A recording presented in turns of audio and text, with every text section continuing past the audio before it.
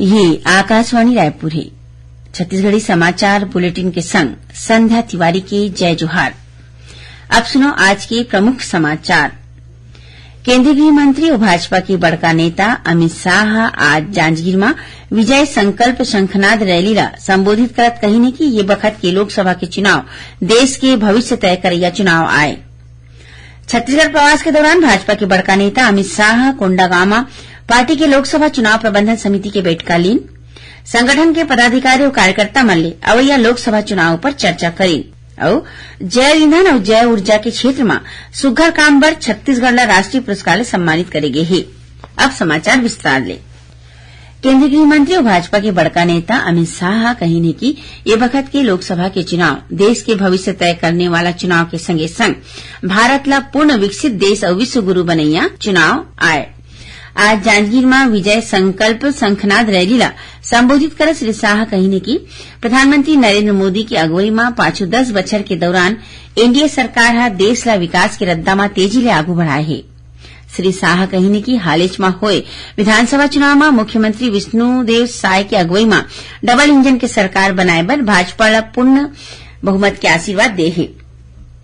उमन राज्य में कांग्रेस की पाछू सरकार ऊपर करोड़ों रुपया के घोटाला करे के संगे संग जनता के संग अन्याय करे के आरोप लगाइन।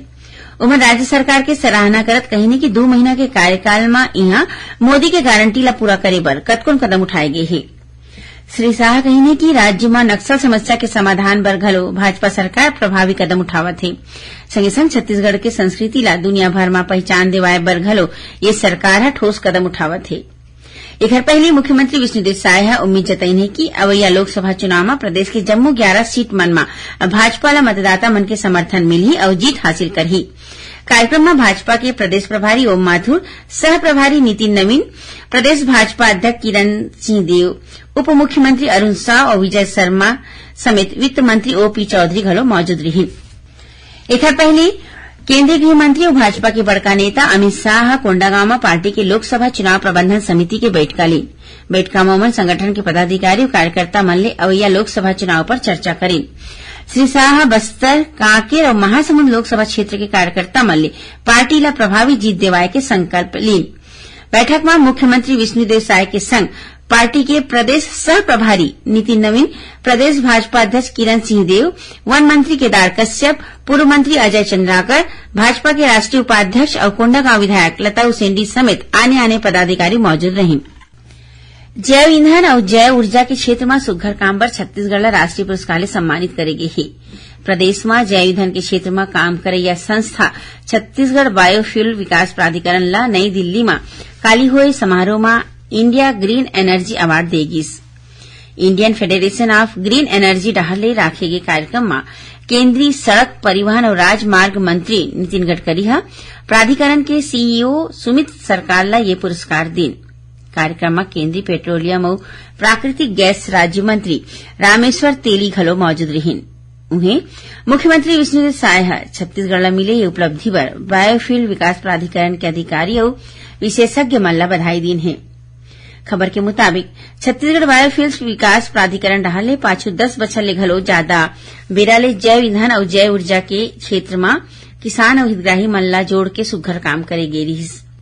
प्राधिकरण डहले biodiesel, bioethanol, biojet aviation fuel और जैव सीएनजी के उत्पादन के संगे बायोगैस ले बिजली उत्पादन घलो करे जावत है। छत्तीसगढ़ी समाचार बुलेटिन आप मन आकाशवाणी रायपुर ले सुनत हो। छत्तीसगढ़ के खबर ले है आपके वास्ता और खबर के विश्वसनीयता ले है हमार वास्ता। आकाशवाणी समाचार रायपुर के प्रादेशिक समाचार बुलेटिन के संगे संग हमार समसामयिक कार्यक्रम आप रेडियो के संग अपन मोबाइल में घलो सुन सकत हो। आकाशवाणी समाचार फेसबुक, ट्विटर और यूट्यूब में घलो हावय। हमार फेसबुक पेज हरे Chhattisgarh news on AIR, Twitter handle CGAIR news और हमार यूट्यूब चैनल हरे छत्तीसगढ़ AIR न्यूज। तो अब रेडियो के संगे संग आपके मोबाइल के माध्यम ले हम आप तक पहुंचत हन। छत्तीसगढ़ के हर खबर पर सुनत रहो आकाशवाणी समाचार।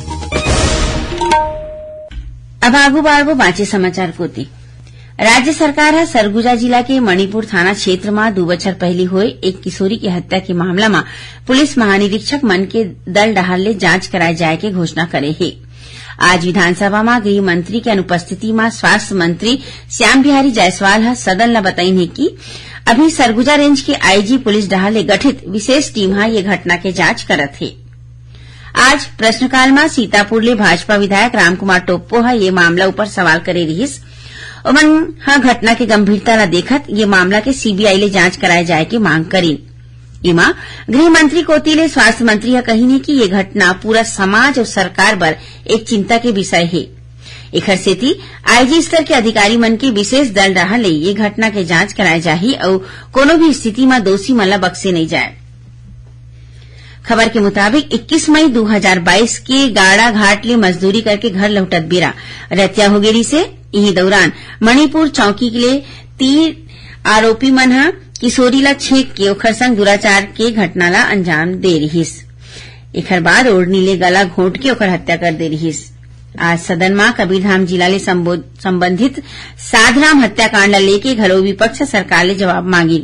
एकर ऊपर उप मुख्यमंत्री और गृह मंत्री विजय शर्मा हा कहिने कि ये बीरनपुर हत्याकांड ले अलग तरह के घटना है।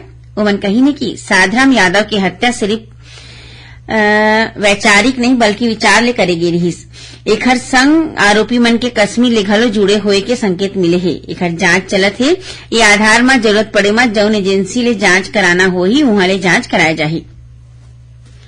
प्रदेश में 33,000 शिक्षक मन के भर्ती की तैयारी तेज हो गई है। स्कूल शिक्षा मंत्री बृजमोहन अग्रवाल है राज्य शैक्षणिक अनुसंधान और प्रशिक्षण परिषद SCERT ला जल्दी TET परीक्षा कराए के निर्देश दिन है। ये परीक्षा SCERT के निर्देश में व्यावसायिक परीक्षा मंडल डाले होही। प्रधानमंत्री नरेंद्र मोदी अमृत भारत स्टेशन योजना के तहत देश भर के 554 स्टेशन मन के पुनर्विकास कार्य के अवैया 26 फरवरी के शिलान्यास करही। ये मौका में उमन 1500 रेल ओवर ब्रिज और अंडर ब्रिज के लोकार्पण और शिलान्यास घलो वीडियो कॉन्फ्रेंसिंग के माध्यम ले करही। इस संबंध में रेलवे कोती ले लइका मन बर प्रतियोगिता के आयोजन करे जाथे। 2047 के विकसित भारत के विकसित रेल थीम में होए ये प्रतियोगिता मन ला रायपुर रेल मंडल के दायरा में अवैया 75 स्कूल मन में आयोजित करेगी। एमा 4000 ले ज्यादा लइका मन उत्साह के संग भाग लिही। केंद्र सरकार गन्ना के बराबर कीमत में 8% की बढ़ोतरी कर दे गई है। पाछू बछर गन्ना के समुचित मूल्य 315 रूपया प्रति क्विंटल रहिस जौन बढ़ा के 340 रूपया हर एक क्विंटल कर दे गई है। संशोधित मूल्य अवैया 1 अक्टूबर ले लागू होही। ये फैसला ला ऐतिहासिक बतावत प्रधानमंत्री नरेंद्र मोदी हा कहिने कि सरकार देश भर के किसान मन के हित में अपन संकल्प ला पूरा करे बर प्रतिबद्ध है। उमन कहिने कि ये कदम ले देश के करोड़ों गन्ना उत्पादक किसान मन ला फायदा होही। प्रदेश में सार्वजनिक वितरण प्रणाली के तहत पंजीकृत 77 लाख राशन कार्ड मन के नवीनीकरण करे जावत है। अभी तक 64,22,000 ले ज्यादा राशन कार्ड धारक मन हा अर्जी जमा कर दे है। एक खबर ऑनलाइन प्रक्रिया के संगे संग खाद्य विभाग डहार ले तैयार करेगे मोबाइल ऐप के मदद ले घलो ले जावत है। विभाग डहार ले नवीनीकरण के आवेदन 25 फरवरी तक मंजूर करे जाही। रायपुर के इंदिरा गांधी कृषि विश्वविद्यालय में काली ले किसान मेला और कृषि प्रदर्शनी के आयोजन करे जाही। कृषि मंत्री रामविचार नेताम ये मेला के उद्घाटन करही। उन्हें कृषि विश्वविद्यालय के कुलपति डॉ गिरीश चंदेल कार्यक्रम के प्रगति करही। रायपुर ग्रामीण क्षेत्र के विधायक मोतीलाल साहू व उधर सीमा क्षेत्र के विधायक अनुज शर्मा उद्घाटन समारोह के विशिष्ट अतिथि रही। 26 फरवरी के एक कृषि मेला प्रदर्शनी के समापन हुई। आखिर में प्रमुख समाचार एक घाव फेर। केंद्रीय गृह मंत्री और भाजपा के बड़का नेता अमित शाह आज जांजगीर में विजय संकल्प शंखनाद रैली ला संबोधित करत कहिने कि ये बखत के लोकसभा के चुनाव देश के भविष्य तय करैया चुनाव आए। छत्तीसगढ़ प्रवास के दौरान भाजपा के बड़का नेता अमित शाह कोंडागांव पार्टी के लोकसभा चुनाव प्रबंधन समिति के बैठका लेन संगठन के पदाधिकारी और कार्यकर्ता मन ले अवैया लोकसभा चुनाव पर चर्चा करें और जैव ईंधन और जैव ऊर्जा के क्षेत्र में सुघ्घर काम बर छत्तीसगढ़ राष्ट्रीय पुरस्कार ले सम्मानित करेगे है। एक संग छत्तीसगढ़ी समाचार बुलेटिन यहीं सिरावत है। जय जोहार।